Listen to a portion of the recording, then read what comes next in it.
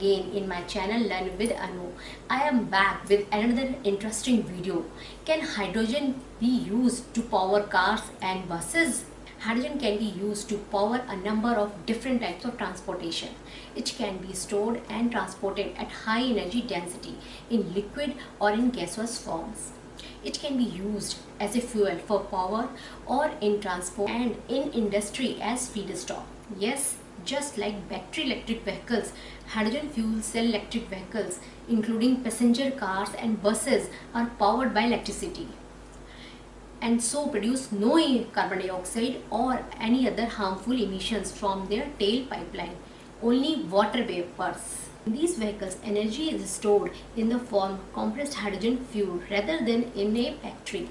Hydrogen fuel cells convert the compressed hydrogen from their fuel tanks into the electricity that power the electric motors in the vehicles, providing a similar range to the vehicles powered by internal combustion engine using gasoline or diesel. Hydrogen powered cars also have the advantage of being able to cover a long distances and also takes a few minutes to refuel at a retail site. Can hydrogen be used in heavy duty transport? Yes. The high energy density of hydrogen makes it particularly suitable for trains, buses and potentially ships which can carry heavy goods over long distances. Now, advantages of hydrogen fuel cells. Number 1, it is readily available. Next, it does not produce harmful emissions.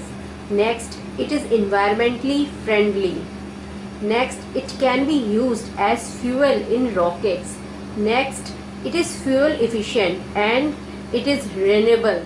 Now, applications of fuel cell in stationary power stations.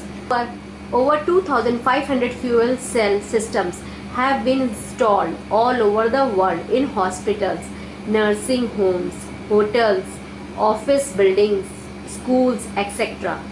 Most of these systems are connected to the electric grid to provide supplemental power and backup assurance. Used as a grid independent generator for locations that are inaccessible by power lines. Next, in telecommunications. Due to computers, internet and sophisticated communication networks, there is a need for an incredible reliable power source. Fuel cells have been proven to be 99.99% reliable. In transportation, all major automakers are working to commercialize a fuel cell car. 12 fuel cell buses are being deployed in Oakland and San Francisco. In 2004, Honda developed a fuel cell motorcycle that utilized the Honda FC stack. Trains, buses, planes, boats, scooters, forklifts and even bicycles are utilizing fuel cell technology. Power sources for vehicles such as cars, trucks, buses and even boats and submarines. Power sources for spacecraft, remote weather stations and military technology. Batteries for electronics such as laptops and smartphones. Sources for uninterruptible power supplies.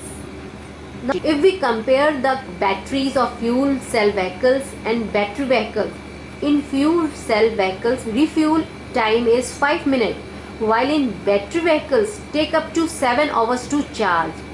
In fuel cell vehicles 300 to 400 miles range, while in battery vehicles 100 miles range. Now we will learn fuel cell efficiency. Pollution reduction is the primary goal. If the fuel cell is powered with pure hydrogen, it has the potential to be up to 80% efficient. A reasonable number for the efficiency of the motor/inverter is about 80%. That gives an overall efficiency of about 64%. Now we will learn about what is a fuel cell. Quite simply, a fuel cell is a device that converts chemical energy into electrical energy, water and heat through electrochemical reaction. How does it work? The electrolyte is potassium hydroxide. Electrolyte flows through the center of the fuel cell plates with porous membrane between the electrolyte and the hydrogen anode and oxygen cathode gas supplies. Membranes contain the catalyst, platinum and silver. Produces water and some carbon dioxide.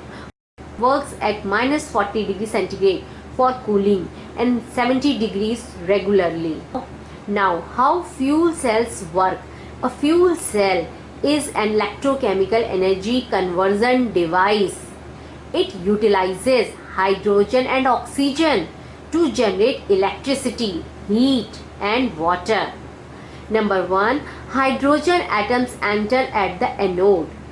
Number 2. The atoms are stripped of their electrons in the cathode. Next, the positively charged protons pass through the membrane to the cathode and the negatively charged electrons are forced through a circuit generating electricity. Next, after passing through the circuit, the electrons combine with the protons and oxygen from the air to generate the fuel cell's byproducts, water and heat. Hello friends, this is all about the hydrogen, the fuel of the future. For any queries and suggestion, please comment in the boxes, like, share and subscribe this video. Thank you.